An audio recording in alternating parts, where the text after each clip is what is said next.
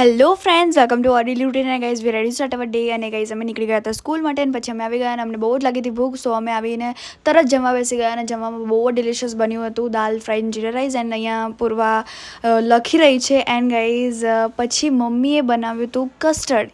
Yes guys. And પૂર્વાને ખબર નથી પણ પછી મેં પૂર્વાને કીધું કે ઇટ ઇઝ કસ્ટર્ડ એન્ડ મમ્મા બનાવે છે ફ્રૂટ સેલેડ.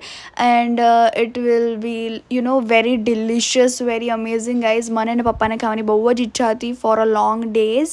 અમે લાસ્ટ ટાઈમ ખાધું હતું જ્યારે અમે લોકો બહાર હતા, but it will be really fun અમે જ્યારે આ ટ્રાય કરશું, કારણ કે મને તો બહુ જ ઈચ્છા હતી. અને મમ્માના હાથમાં તો જાદુ જ છે, એટલે મમ્મા બહુ જ ટેસ્ટી ફૂડ બનાવે છે.